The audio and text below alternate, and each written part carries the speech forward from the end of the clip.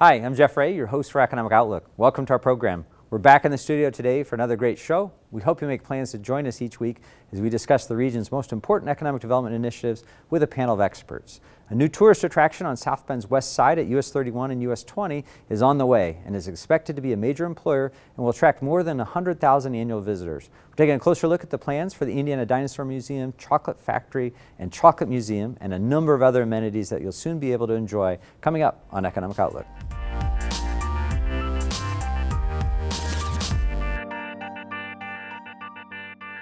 The South Bend Chocolate Factory has been an important fixture in our region dating back to 1991. It's now embarked on the most aggressive plans yet, creating a major tourist attraction that will include things like a dinosaur museum, chocolate factory, public house restaurant, and so much more. We're sitting down with the owner of the South Bend Chocolate Company, Mark Turner, for a closer look at the project and what you should expect and when. Welcome, Mark. Yeah, thank you. Mark, glad to have you back. Thank you so much. When we've been before, we talked a little bit about South Bend Chocolate, but for somebody who's not familiar, just give us a kind of a high-level history overview of South Bend Chocolate. I don't know if it's high level. I've started in low places. Yeah. My dad had a small candy operation, and in 1991 I started my own with 3 licensed Notre Dame products. And now we're really sold all over the country, and we have a big wholesale business. We're more of a food company. We have new restaurants called Public Houses that are doing really well, and a bakery. We own Studebagels. But it's been an exciting ride. We've been Indiana Small Business of the Year. We've been in Inc. magazine. But I think we're going into that phase where the next 10 or 15 years I'm not going to be there, but I want to create a legacy business for South Bend and my children too. Right. So Mark, as you mentioned, you're in retail, you're doing restaurants, you're doing all this stuff, but you've got this big vision to do something new and different. You've found a piece of land, so talk a little bit about just how that evolved. Entrepreneurs discover, and you live out in that part of town, entrepreneurs discover things, and it was a junkyard, if you remember right. But an interesting fact, the Continental Divide winds through there that separates 2 watersheds. And the property is really beautiful. It is hard to develop. We've moved probably 8,000 truckloads of dirt to level it. But we're putting a combined factory, a chocolate factory, and new tours. And I brought some things to show you with the chocolate side. And then I've had a hobby of digging up dinosaurs, and for about 23 years. And I've been very successful. I dug up one with skin. I just found a skull that is new to science, we believe. It's from a long-necked dinosaur, a sauropod, and that's going to be on display in the museum too. So I'm kind of fusing both of my hobbies. But the great thing is I know it'll create a destination, because when Mom and Dad are driving down the road, Mom's going to say, honey, let's stop for chocolate. The kids are going to say, Dad, let's stop for dinosaurs. And the old man's not going to have any right, exactly. options. So and then, as you're probably aware, people are spinning off these ideas. I hopefully it'll be the seed that everybody hopes it is for that side of the county. And I think the northwestern fringe of St. Joe County is the future. Right. So obviously at the intersection of 2 major highways, US 31, right. US 20, on a piece of land really catty corner from the airport that was largely undeveloped. So give us a feel. So we're going to go out in the field in a few minutes to take a look. But as we're talk about what's happening on the site right now, what's the current status? The building's going up. They're putting in windows. They're starting bricks. I think bricking it next week. There are really going to be 6 attractions there. Some of them small scale, but all local and inner. They're kind of like a puzzle. They fit together. I'm starting a new brand called South Bend Farms. So we're going to, make grape jelly out of grapes that we grow. I'm going to have, apple trees and cherries, and kind of a Williams-Sonoma type feel. And we're remodeling that. I'm going to put it in a South Bend Public House, but I'm putting in a big handmade stage where we can bring culture and music to the suburbs. Because now you have to go downtown. Yeah. And those are 2 events. I have I have this idea for an artisan village where people are all making things, and we're going to be successful with that. So, and then there's the actual property. It's about 80 acres. We're going to put trails on it, and it's exciting. Yeah, so let's talk about the outside first before we go back to some buildings. So you mentioned this beautiful piece of property. Talk to us a little bit about a few of the things that people will be able to experience as they're on the outside. When you make a decision, what I've done, I guess it's not just the property, it's the concept. As an entrepreneur, I looked at the business model of museums, and they're kind of stale. So when you come in, you don't even have to go in. There's a big atrium. You can walk on the trails for free. And you can experience nature, and we're going to have trail signs like a national park. But the Dinosaur Museum itself is going to be very hands-on. All museums say that, they aren't. So you're going to be able to you're going to see a fossilized crocodile, for example, but you're going to be able to hold a live one in your hand. I call it a zooseum. And so that's exciting. With the chocolate side of it, in the atrium, we're building a Mayan temple. Now it's not 90 feet, but it's going to be 30. And I brought some things here to show you. We're going to have kind of a treasure room. This is an actual conquistador's helmet. If the camera can focus on it, there's a slit there where someone got cut with the sword or something, and that's from when the Spanish invaded the New World. And then this pod here is from 650 AD, and the rim text tells that this is the chocolate pot of a famous ball player. You know, they had that sport that was kind of like a cross between lacrosse and basketball. And he was an artist and refined person, but he was probably buried with this. And the Mayan glyph for cacao is right there in the center. It's sort of a fish. So it's exciting, and we're going to educate people. Probably in North America, the Chocolate Museum will probably be the best one in North America. Lindt has a great one in Switzerland. So great. So chocolate was really what you built the brand on a little bit. What is it about South Bend chocolate that differentiates it from others? In 2 words, it's damn good. It is. You know, I don't know. You mentioned that someone bought some in Hawaii or saw it in Hawaii. Our caramel corn is better than our competitors, and I really don't know why. You know, some of the ingredient decks look the same.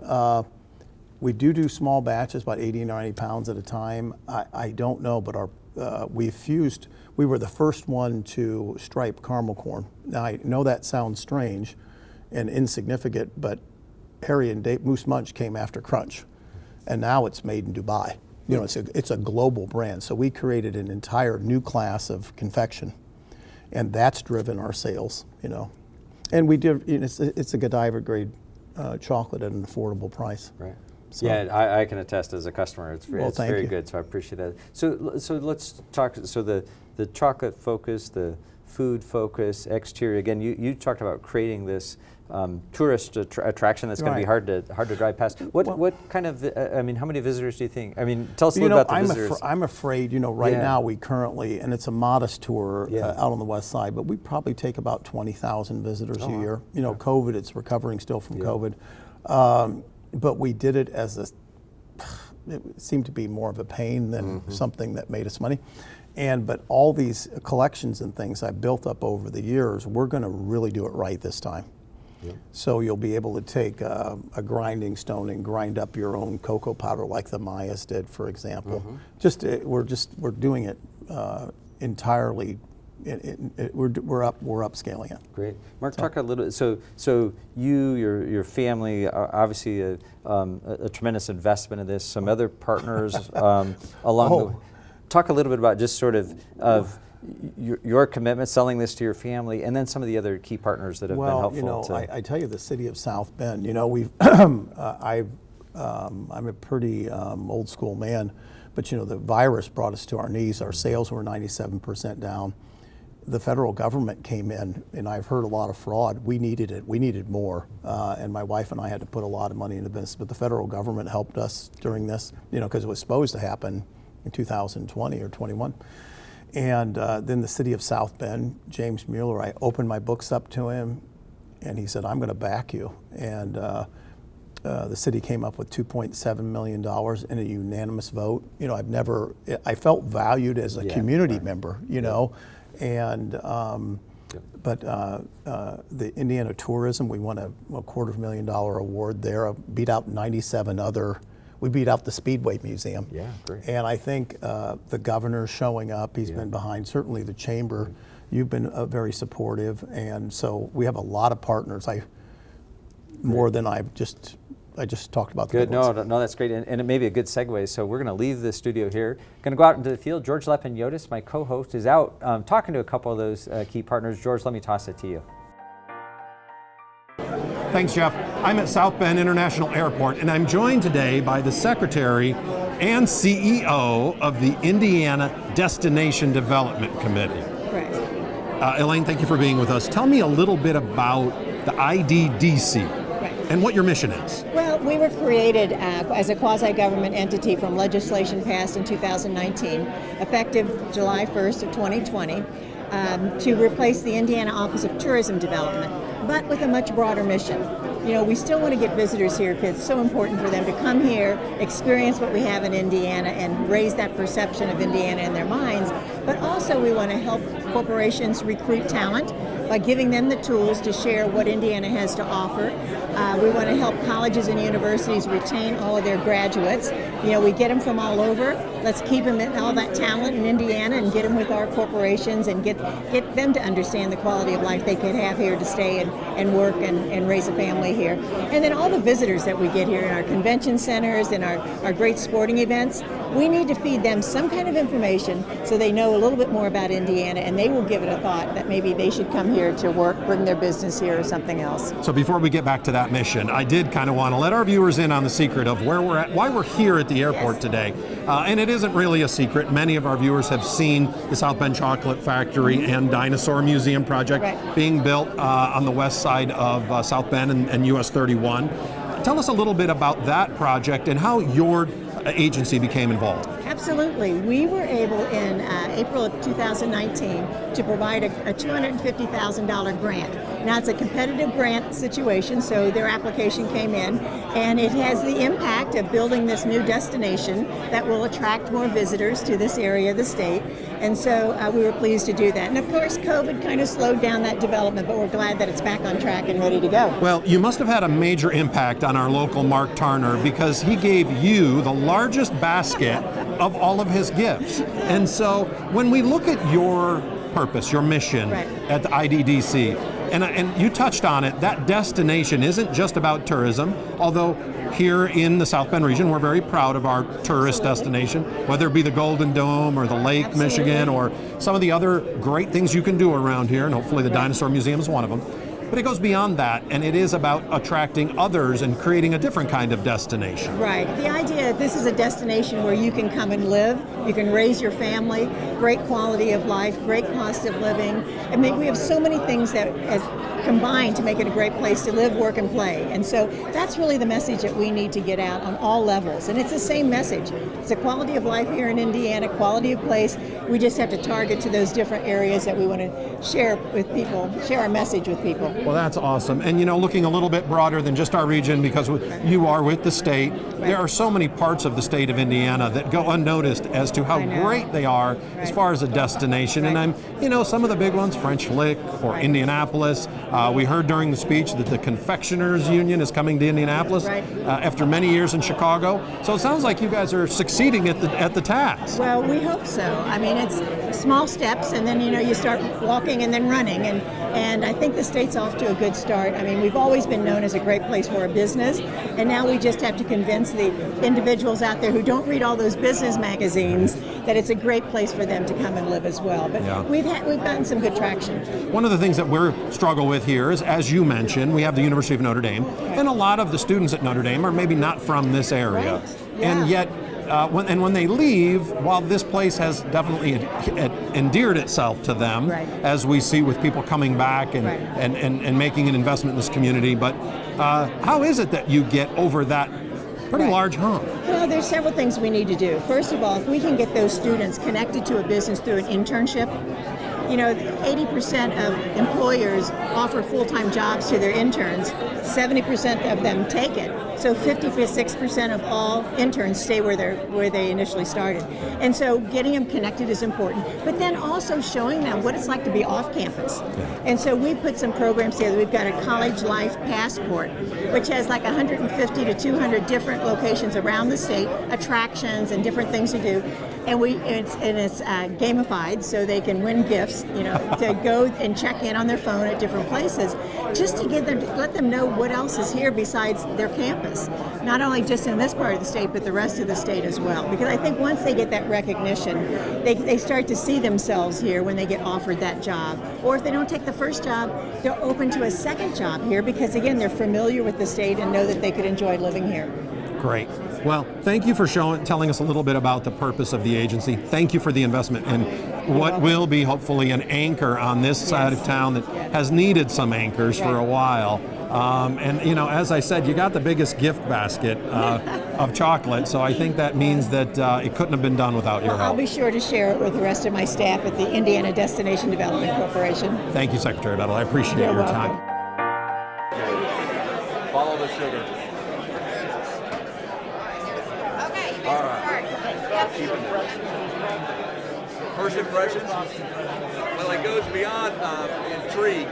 It goes to very encouraged. And for a state like Indiana that prides ourselves on hospitality, to have the Tarner name behind a project of this significance and this potential draw to new Hoosiers that are making themselves across the country, and they go right through Indiana, go right through this strip, to be able to, whether you're a history buff or a chocolate nut, you're going to get it all here in South Bend because of this company. Is this beginning of more investment in hospitality and tourism? Is it just the beginning? No, there's a lot of momentum. I would describe it as momentum, and that momentum is increasing, and you see it in, as I'll call him Jurassic Mark mentioned in his comments about all the good that's going on, and this just adds a whole nother flavor, so to speak, that we have just not had here in the state of Indiana. It's been close, and when you think about our terrain and the glaciers that came through here and the fossils that you find out in cornfields and collect as maybe a young kid or a little more seasoned, to have a collection of this significance is going to put eyes on the state of Indiana like never before, and I'm eternally grateful. Thanks, Jeff. I'm still at South Bend International Airport, but this time I'm joined by Mayor Mueller from South Bend. Mayor, thank you for being with us. Thank you for having me. Now, you were part of the presentation of the introduction kickoff of South Bend Chocolate Company's new facility, as well as the Dinosaur Museum. Let's talk a little bit about this project and how it came to be, because I know there's been a lot of public-private partnership to help it get across the line.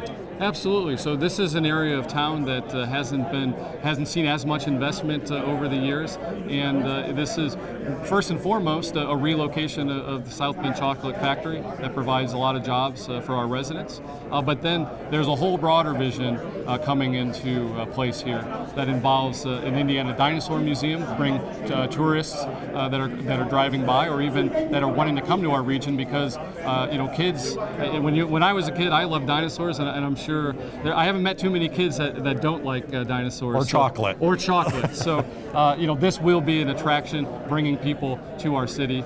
But then there's even a broader piece that this is the beginning of more investment and more activity on the west side of our county. We talk about the west side of the city and the west side of this area. We've got a lot of exciting projects going on. South Bend International Airport has been growing and really establishing itself as a regional airport, an international airport, but really serving a broader region. The Four Winds Casino has made a large investment on this side of town.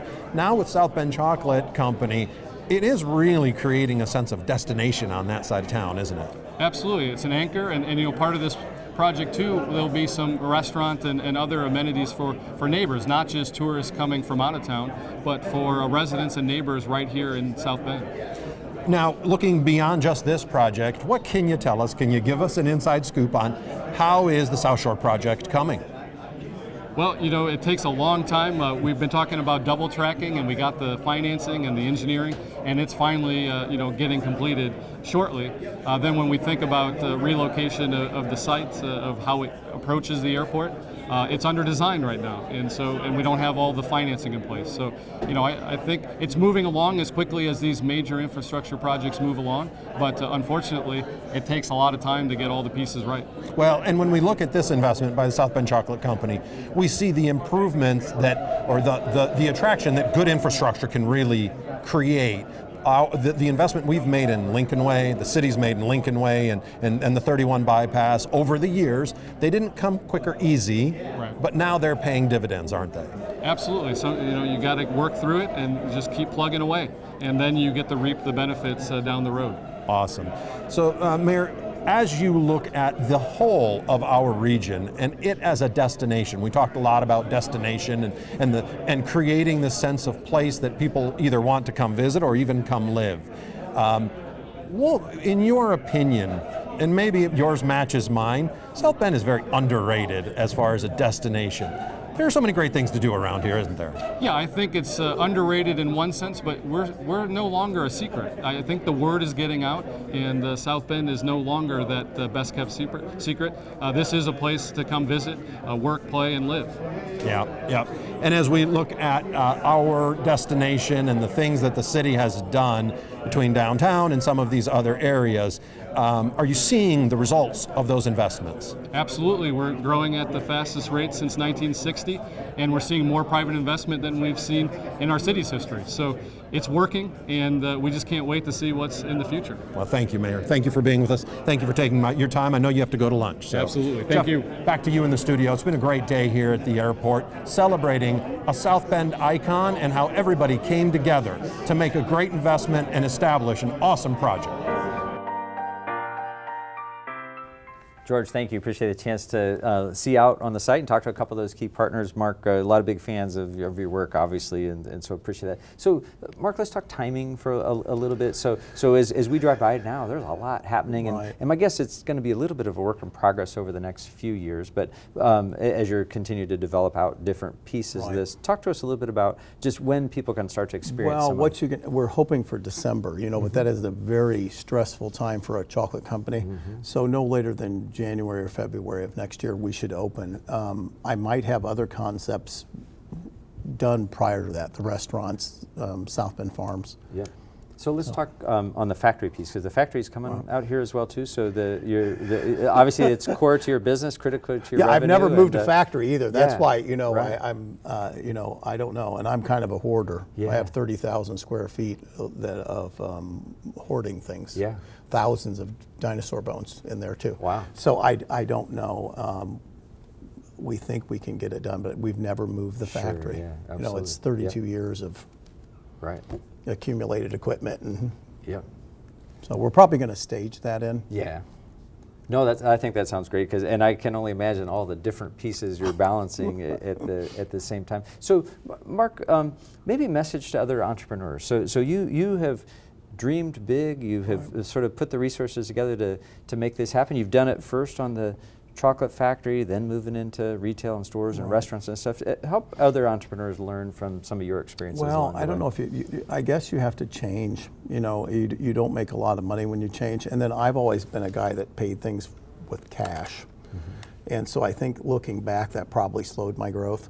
And I fed the stores because that was the brand. Now I have to feed the factory. So I spent 30 years doing nothing but building a brand, and that's, I guess, what a founder does. Yeah. And my wife and I we're not very pretentious, so we like to build this brand. I'm thinking now outside of my lifetime, and doing that, we've become such an experience economy. Everybody talks about it, and everybody wants to build an experience. We have that opportunity, and so as an entrepreneur, I think you have to build someplace. You either have to go where people are, or you have to build a destination and make them come there. And that's true for cities, states. We have to make people want to live and work in our communities, and we have to make employees want to work for us. And all that's going to come to it's going to bear fruit here in hopefully another 6 months. Yeah, you mentioned your wife for a second, so I'm more curious. So obviously it's important to have a great partner through that. She's been with you during a lot of these different ideas on different businesses. You came home one day and said, I got this piece of property that I think is great. Talk about just sort of that. I actually don't want to talk about that. Oh, you don't but want to talk thank about that? you. No, Okay. I literally, I took her out there and I said, hey, what do you think? And she got in the car and said, well, you haven't failed yet. And then 2 weeks later, I had it all done. And as she signed the agreement, she said, do you think I'm so stupid that I didn't know that you were already, what if I would have said no? Yeah. And I said I'd have done it anyway. Right. But she's been a great partner. I've kind of not maybe told her all the risk, because it's a tough thing. But she came back the other day. She'd never seen all the dinosaur bones. Okay. And she walked back there, and it's not a very clean place. And she said, I showed her, I said, honey, this is what I've been doing for the last 5 years. There's 1,000 bones. I'm very proud of it. Yeah. And she said, Jeff, typically as wives do, she said, how many bones does a man need? Yeah. And I said, I don't know, I'm not there yet. Right, yeah, yeah. So, but she's been a great partner, and she's had to accept the fact that we're investing for the future, and that's a difficult thing. Yeah. But the saying goes, you can't take it with you. It's hard not to, you want to take it with you. Yeah. Yep. And I've worked for pleasure. Yep. You So Mark, in our last about 45 Yep. seconds or so, give people the elevator pitch, why they ought to put this on their radar and make sure they come visit you when you're all done. Well, I need your support, but I think it's the best. The Dinosaur Museum will probably be the best small dinosaur museum in the country, and it's going to be a place for people to go. Great, sounds good. Mark Tarner, he's the owner of the South Bend Chocolate Company. Mark, we're excited about your project. Thanks for sharing more You're about welcome. it today. That's it for our show today. Thank you for watching on WNIT or listening to our podcast. To watch this episode again, or any of our past episodes, you can find Economic Outlook at WNIT.org or find our podcast on most major podcast platforms. We also encourage you to like us on Facebook or follow us on Twitter. I'm Jeff Ray. I'll see you next time.